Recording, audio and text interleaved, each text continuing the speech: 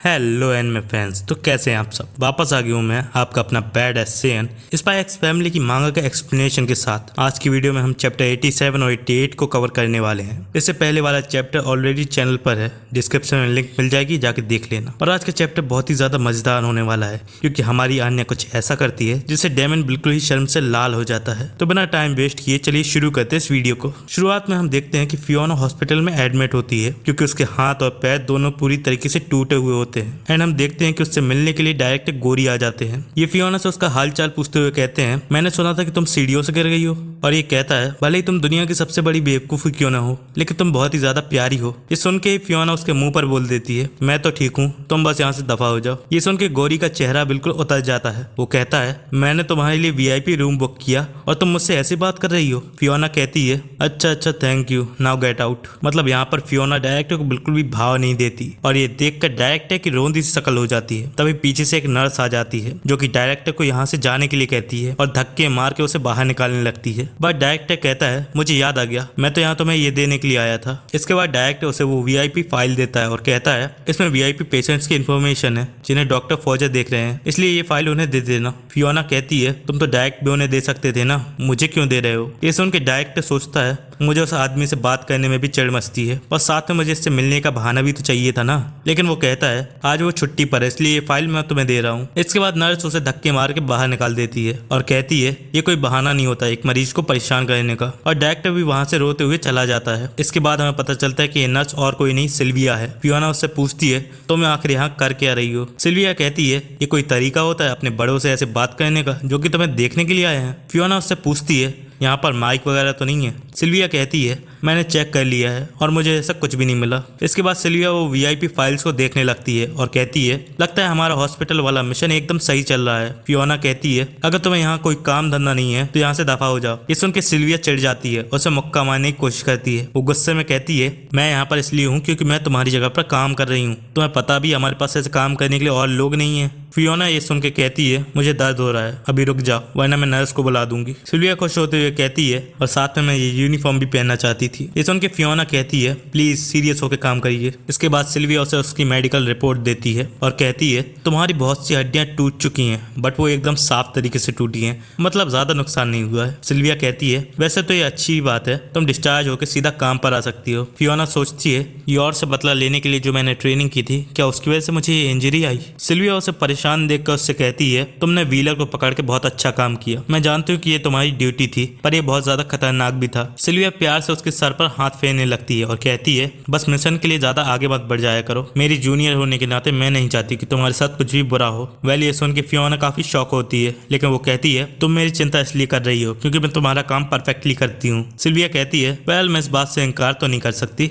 But वो कहती है, अपने आप को आगे बढ़ाते रहो, बस ज्यादा आगे मत जाना, ना ही खुद के लिए और ना ही उसके लिए। असल में सिल्विया यहाँ पर ट्वाइलाइट की बात कर रही होती है। जैसे ही फियोना को ये चीज रियलाइज होती है, वो शर्म से लाल हो जाती है। वो सोचती है, क्या सिल्विया को मेरी फीलिंग्स के बारे में पहले से पता है। और फिर इसके बाद आन्या के घर पर आते हैं, जहाँ पर आन्या यॉर का खाना देखकर शॉक होती है। वो कहती है, ये तो हो ही नहीं सकता, मॉम की कुकिंग बेहतर हो गई है, बट थोड़ी सी, मतलब ये चीज आने के लिए काफी शॉकिंग होती है। ये सुन के यॉर कहती है, तो सुबह जल्दी उठकर रेसिपी बुक से खाना बनाना काफी वर्थ इट था। लॉयड कहता है, तुम्हें ये सब करने की जरूरत नहीं थी, लेकिन वो सोचता है, इसे तो मुझसे भी ज्यादा चोट आई है, आखिर इसकी ये हालत हुई कैसे। यॉर ये सुन के कहती है, कोई बात नहीं, मैं बस चाहती हूँ कि आज के दिन तुम रेस्ट करो। ये सुन के लॉयड यॉर को थैंक यू कहता है और सोचता है, मुझे कल की सभी चोटों से जल्दी ठीक होना पड़ेगा। ये चीज आन्या अपने माइंड में सुन लेती है और वो सोचती है, तो क्या पापा कल स्पाई बैटल कर रहे थे और इससे उन्हें चोट भी लग गई। आन्या कहती है, तो क्या हम बाहर घूमने के लिए नहीं जा सकते। लॉयड कहता है, आज मुझे अपने रूम में ही रेस्ट करना है, और साथ में जो फाइल्स का ढेर लगा है उसका काम भी मुझे ही करना है। यॉर आन्या से कहती है, मैं तुम्हारे साथ खेल लेती हूँ। लॉयड कहता है, अगर तुम्हें होमवर्क में मेरी कोई मदद चाहिए हो तो बेझिझक मुझसे पूछ लेना। ये सुन के आन्या अजीब सा चेहरा बना लेती है और कहती है, आप जाओ और रेस्ट ही करो। इसके बाद आन्या एनिमल्स की ड्राइंग बना रही होती है। यॉर आन्या से पूछती है, क्या तुम्हें कल जू में मजा आया। ये सुनकर आन्या बहुत खुश होती है और वो कहती है, मुझे कल बहुत ज्यादा मजा आया। यॉर आन्या से कहती है, क्या तुमने अपना बैग साफ किया, और याद से रुमाल को लॉन्ड्री में डाल देना। ये सुनकर आन्या जल्दी से जाती है और अपना बैग ले आती है, और वो उस बैग में से लॉयन का सॉफ्ट टॉय दिखाती है। ये देखकर यॉर बहुत खुश होती है। आन्या कहती है, मैंने पहली बार शेर देखा, ये जंगल का राजा होता है, ये बहुत ही ज्यादा कूल है ना। लेकिन ये देख कर बॉन्ड पूरी तरीके से जल जाता है और वो जल्दी से अपने बालों को शेर की तरह बनाने की कोशिश करता है। बॉन्ड को देखकर आन्या बहुत खुश होती है और कहती है बॉन्ड तो जानवरों का राजा लग रहा है। आन्या कहती है तो क्या तुम एलिफेंट भी बन सकते हो, वो जिनकी नाक लंबी होती है। ये सुनकर बॉन्ड एकदम से कंफ्यूज हो जाता है और लिटरली अपनी नाक को बड़ा करने के लिए उस पर जोर देने लगता है। वो इतना जोर लगा लेता है कि उसकी नाक ही बह जाती है। इसके बाद आन्या उसे जिराफ की फोटो दिखाती है और कहती है तुम ये भी बन सकते हो क्या,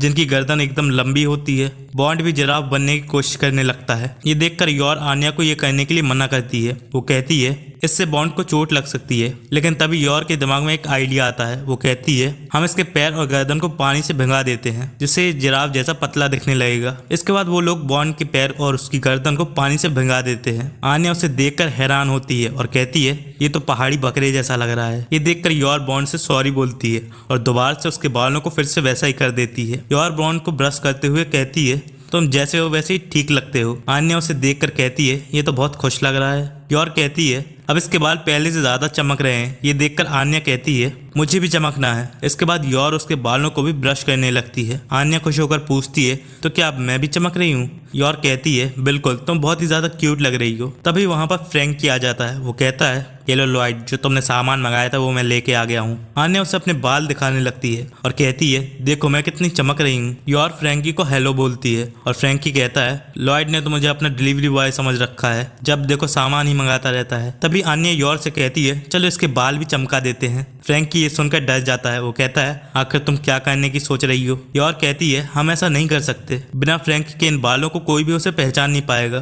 फ्रैंकी कहता है तुम्हें ऐसा तो नहीं कहना चाहिए था। इसके बाद आन्या उसके बालों को चमकाने के लिए उसके पीछे पड़ जाती है और अपना ये मिशन शुरू कर देती है। फ्रैंकी कहता है अगर मुझे कोई पहचान नहीं पाएगा तो मैं ऐसे बाल बिल्कुल भी नहीं रखूंगा। वो बॉन्ड से चिल्ला के कहता है ओए डॉगी, तूने भी मेरे को धोखा दे दिया, तू तो मेरी साइड था ना। लॉयड ये सारी आवाजें सुन के अपने रूम से बाहर आता है और ये सब तमाशा देखकर वो दोबारा से अपने रूम में चला जाता है। इसके बाद अगले सीन में हम डैमियन को देखते हैं जो कि एक बैग को बहुत गौर से देख रहा होता है। वो कहता है आज मैं इस चीज को पूरी तरीके से खत्म कर दूंगा। वो कहता है ये दुनिया का सबसे रेयर केक है। कहा जाता है इसे किंग विली II के द्वारा एक गिफ्ट के तौर पर दुश्मन देश की रानी को दिया गया था। इसमें डलने वाली चीजें इतनी रेयर है कि वो भी साल में एक बार ही उगती है। ये है मोस्ट एलिट टी केक्स जो कि शाही लोगों के लिए बनाए गए हैं। डैमियन सोचता है आज मैं पूरी तरीके से अपना कर्ज चुका दूंगा और इसके बाद मुझे किसी भी चीज की चिंता नहीं करनी पड़ेगी, ना तो उसकी और ना ही उसकी अजीब सी हरकतों की। इसके बाद डैमियन जल्दी से सुबह स्कूल जाता है। वो सोचता है अब से मैं उसे अच्छे से इग्नोर कर पाऊंगा। मुझे बिल्कुल भी पसंद नहीं है जब लोग मीठी मीठी बातें करके मेरी करीब आने की कोशिश करते हैं, लेकिन इस केक की एक ही बाइट से उसे मेरी हाई स्टैंडर्ड्स का पता चल जाएगा और वो इसके लिए मेरी तारीफ करेगी। लेकिन बस एक प्रॉब्लम है, वो और मैं ही इस रुमाल वाली बात को जानते हैं। अगर ये बात बाहर आ गई कि मेरे जैसा अमीर इंसान की हेल्प उसके जैसे गरीब लड़की ने की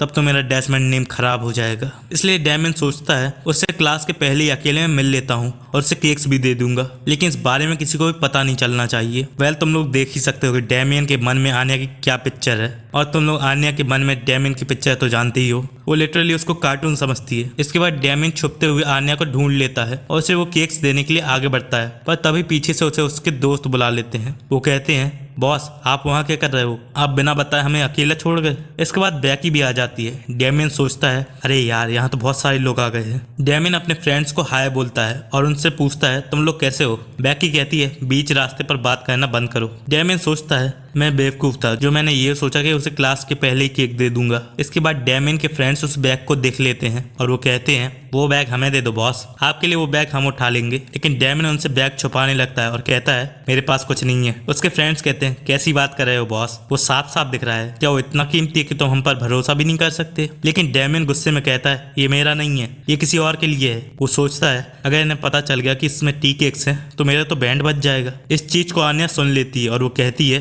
क्या है ये, क्या ये मेरे लिए है। ये सुन के डैमियन और उसके फ्रेंड्स शॉक हो जाते हैं। उसके फ्रेंड्स कहते हैं क्या वो सच में इसके लिए है। लेकिन डैमियन गुस्से में आन्या से कहता है नहीं बिल्कुल भी नहीं, मैं तुम्हें कब से चीजें देने लग गया बेवकूफ। ये बातें सुन के उसके फ्रेंड्स भी मान जाते हैं। सही कहा। डैमियन वहां से जल्दी से जाने लगता है और वो कहता है मुझसे चीजें मांगना बंद करो भिखारी। उसके फ्रेंड्स भी कहते हैं सही कहा, तुम ज्यादा कुछ नहीं बस एक लालची औरत हो। ये सुन के आन्या का चेहरा बन जाता है। बैकी सोचती है आखिर ये सब किस बारे में था। इसके बाद अगले सीन में हम क्लासरूम में डैमियन को देखते हैं जो कि सोचता है बिना किसी को पता चले आखिर कैसे मैं उसे वो केक्स दूं। क्या चुपके से उसे लॉकर में रख दूं? नहीं, इसमें बहुत खतरा है। अगर किसी ने देख लिया तो वो मुझे छिछोरा समझेंगे। तभी आन्या भी उसकी बातें सुन लेती है। वो सोचती है वो तो सच में मुझे केक्स देना चाहता है, लेकिन किसी को भी बिना पता चले ये इतना इम्पोर्टेंट क्यों है। डैमियन सोचता है मुझे कोई ना कोई तरीका ढूंढना ही होगा उसे अकेले मिलने का। ये सुन के आन्या सोचती है वो सच में बहुत टेस्टी होंगे, इतने कि उनमें वर्ल्ड को चेंज करने की पावर होगी। प्लान बी के लिए और पापा के वर्ल्ड पीस के लिए मुझे वो केक्स खाने ही पड़ेंगे। और तभी आन्या बैकी को ये बात बता देती है कि वो डैमियन से अकेले मिलना चाहती है। ये सुन के बैकी बहुत खुश होती है। वो कहती है तुम सच में मुझसे हेल्प चाहती हो डैमियन से अकेले मिलने के लिए? ओह माय गॉड आन्या, तुम सच में कितनी बहादुर हो। इसके बाद बैकी उससे कहती है ये तो बहुत आसान है, तुम उसे बाहर कोर्टयार्ड में बुला लो अकेले में, वहां पर तुम लोग का मूड भी सेट हो जाएगा। आन्या कहती है लेकिन मूड की कोई जरूरत नहीं है। बैकी कहती है तुम उसे मिलने के लिए एक नोट लिखो। इसके बाद आन्या उसके लिए एक नोट लिखती है जिसमें वो उसे कोर्टयार्ड में अकेले आने के लिए कहती है। वो ये नोट पास के स्टूडेंट को देती है और कहती है कि ये उसे दे दो। तभी हम देखते हैं कि वो नोट डैमियन को मिल जाता है और वो उसकी राइटिंग देखकर बिल्कुल भी समझ नहीं पाता कि आखिर इसमें लिखा क्या है। बैकी कहती है तुमने एक ऐसी कीड़ी वाली राइटिंग लिखी है। आन्या कहती है लेकिन मैंने ट्राई किया था। आन्या बैकी को लेटर लिखने के लिए कहती है। ये सुनकर बैकी कहती है मैं ये नहीं कर सकती, इसमें तुम्हें अपनी फीलिंग्स लिखनी चाहिए, बस अच्छे से साफ साफ लिखो। ये सुन के आन्या पूरी ताकत से लेटर लिखने लगती है। बैकी कहती है फीलिंग से लिखो, ताकत से नहीं। लेकिन वो इतनी जोर से लिखती है कि वो पेंसिल उससे चुभ जाती है। लेकिन वो जैसे तैसे लेटर को लिख ही लेती है और वो लेटर डैमियन को मिल जाता है। उस लेटर को देख कर डैमियन को कुछ समझ ही नहीं आता। एमाइल कहता है बॉस मुझे तो लगता है इसने नोट में जादू टोना कर रखा है। लेकिन इवन कहता है मुझे लगता है मैं समझ गया, वो तुम्हें बाहर बुला रही है ताकि वो तुमसे लड़ सके। शायद वो बदला लेना चाहती है सुबह की भिखारी वाली बात के लिए। लेकिन डैमियन सोचता है यही मेरा चांस है। वो कहता है मुझे ये चैलेंज एक्सेप्ट है। ये सुन के बैकी खुश होती है और कहती है मुझे लगता है वो तुम्हारी बात मान गया। इसके बाद क्लास ब्रेक होता है और डैमियन उससे मिलने के लिए जाने लगता है। वो कहता है तुम लोग यहीं पर रुको, मैं उसे दो दो हाथ करके आता हूँ। ये सुन के उसके दोस्त हैरान होते हैं। एमाइल कहता है चलो हम भी तुम्हारे साथ आते हैं उसे सबक सिखाने के लिए। लेकिन डैमियन चिल्लाकर कहता है तुम लोग मेरे साथ बिल्कुल भी नहीं आ सकते। एमाइल इवन से पूछता है अब हमें क्या करना चाहिए। इवन कहता है हमारा दिल डैमियन के लिए धड़कता है, इसलिए हम चुपके से उसका पीछा करते हैं। अगर उसे कुछ हुआ तो हम उसका बदला लेंगे। और तभी हम देखते हैं कि आन्या भी डैमियन से मिलने के लिए निकलने लगती है और वो बैकी को यहीं रुकने के लिए कहती है। बैकी कहती है मैं तुम्हारे पीछे बिल्कुल भी नहीं आऊंगी। लेकिन वो सोचती है मैं ऐसा रोमांटिक ड्रामा बिल्कुल भी मिस नहीं कर सकती, इसलिए मैं दूर से खड़े होकर सब देखूंगी। ये सुन के आन्या दोबारा से बैकी से कहती है तुम मेरे पीछे बिल्कुल भी नहीं आ सकती। बैकी कहती है हाँ मैंने सुन लिया, मैं तुम्हारे पीछे बिल्कुल भी नहीं आऊंगी। इसके बाद अगले सीन में हम उन दोनों को बाहर एक साथ मिलते हुए देखते हैं और उनके फ्रेंड्स भी छुपकर उन पर नजर रख रहे होते हैं। लेकिन डैमियन उन्हें नोटिस कर लेता है और वो चिल्लाकर आन्या से कहता है ये ब्लैक बेल यहाँ क्या कर रही है। ये सुन के आन्या कहती है तुम भी तो अपने लफंगे दोस्तों को अपने साथ ले आए। उनके फ्रेंड्स सोचते हैं उन्होंने हमें देख लिया। बैकी सोचती है कितने तीखे अंदाजों से प्यार की बातें हो रही हैं। डैमियन के फ्रेंड्स कहते हैं तो ये बातों की लड़ाई है। डैमियन शांति से आन्या से कहता है हमें कहीं और जाना पड़ेगा जहां हम अकेले हों, इसलिए मेरे पीछे आओ। आन्या भी उसकी बात मान जाती है और वो दोनों साथ में भागने लगते हैं। ये देखकर उनके दोस्त भी हैरान होते हैं। डैमियन के फ्रेंड्स कहते हैं क्या वो लोग रनिंग बैटल कर रहे हैं। लेकिन बैकी किसी और ही जोन में होती है। वो कहती है क्या वो भागकर शादी करने वाले हैं। डैमियन सोचता है मैं कैसे भी करके उसे केक्स देकर ही रहूंगा। आन्या सोचती है चाहे कुछ भी हो जाए वो केक्स तो मैं खा के ही रहूंगी। डैमियन के फ्रेंड्स सोचते हैं हम बॉस को अकेले तो नहीं लड़ने देंगे। बैकी सोचती है इसमें कितना मजा आ रहा है। इसके बाद वो सभी लोग भागते हुए थक जाते हैं। डैमियन कहता है ये लोग हार क्यों नहीं मान रहे। उसके फ्रेंड्स सोचते हैं आखिर बॉस लड़ना कब चालू करेंगे। बैकी सोचती है आखिर वो लवी डबी बातें कब शुरू होंगी। डैमियन गुस्से में कहता है ये सब तुम्हारे छोटे पैरों की वजह से हुआ है, तुम बहुत धीरे भागती हो। आन्या कहती है मेरे पैर छोटे नहीं है, तुम्हारी आंखें खराब है। डैमियन चिल्ला के कहता है चील की निगाह है मेरी और इनसे मैं तुम्हारा बदसूरत चेहरा भी देख सकता हूँ साफ साफ। आन्या कहती है लगता है तुम्हारा दिमाग भी खराब है। ये सुन के डैमियन बहुत गुस्सा होता है। वो सोचता है आखिर मैं उसे ये देने के लिए इतनी मेहनत क्यों कर रहा हूँ। मेरे जैसे बंदे को इसके जैसी बेवकूफ को कुछ भी देने की जरूरत ही नहीं है। डैमियन कहता है भाड़ में जाए, मैं थक चुका हूँ, मैं इन्हें फेंक ही देता हूँ। ये सुन के आन्या शॉक होती है। ये देख के उसके फ्रेंड्स भी हैरान होते हैं। वो सोचते हैं क्या वो लड़ाई से भाग रहा है। बैकी सोचती है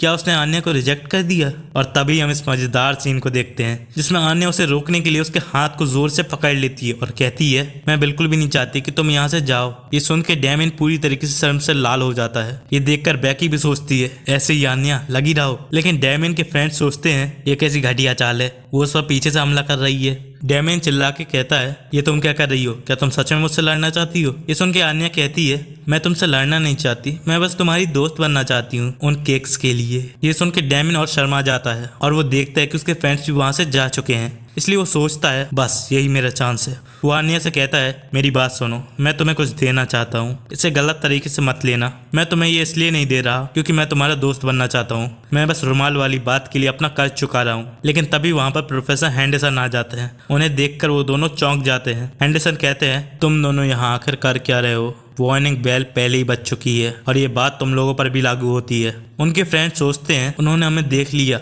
और उससे पूछते हैं ये क्या है। वो कहते हैं तुम्हें पता है ना कि तुम इन चीजों को स्कूल में नहीं ला सकते। डैमिन कहता है मैं बस ये देने के लिए लाया था, लेकिन वो उनसे माफी मांग लेता है। लेकिन प्रोफेसर कहते हैं पनिशमेंट के लिए तुम दोनों क्लास के बाद मेरे ऑफिस में मिलो। ये सुन के आन्या और डैमिन एक दूसरे को बड़ी ही अजीब तरीके से देखने लगते हैं। इसके बाद वो लोग हैंडरसन के ऑफिस में जाकर अपॉलॉजी लेटर लिखते हैं। लेटर लिखने के बाद हैंडरसन उनके लिए चाय लेकर आता है और कहता है चाहो तो तुम भी मेरे साथ ज्वाइन कर सकते हो और साथ में हमारे पास केक्स भी हैं। ये देखकर डैमिन खुश होता है, लेकिन आन्या उससे भी ज्यादा खुश होती है और फिर आन्या उन केक्स को मजे से खाने लगती है। डैमिन चिल्ला के कहता है अब हमारा हिसाब बराबर हो गया है। हैंडरसन पूछता है आखिर कैसा हिसाब? डैमिन कहता है वो मैं आपको नहीं बता सकता क्योंकि इससे डेस्मंड नाम खराब हो सकता है। हैंडरसन उन केक्स को देखकर कहता है तुम्हें पता है ये बहुत ही ज्यादा रेयर केक्स हैं। डैमिन कहता है ये मुझे मेरे स्टाफ ने दिया है। इसके बाद हम देखते हैं कि कैसे डैमिन ने उन केक्स को मंगवाया था। जीव्स कहता है मास्टर आपको उस चीज मिल गई है जो मैंने भेजी थी। डैमिन कहता है उसके लिए थैंक्स जीव्स। जीव्स कहता है वो केक्स आपकी मॉम ने बहुत मुश्किल से अरेंज किए हैं। ये सुन के डैमिन हैरान होता है।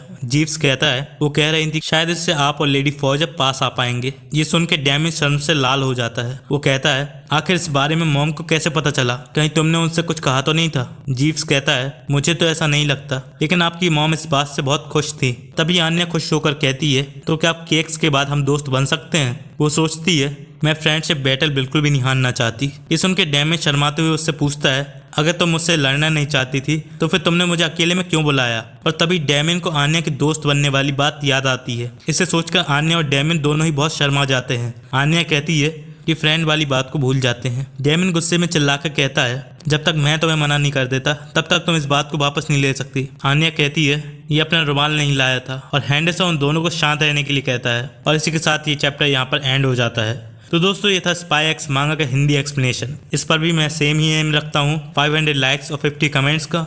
आई होप कि तुम लोग इस वीडियो पर भी अच्छा रिस्पॉन्स दोगे।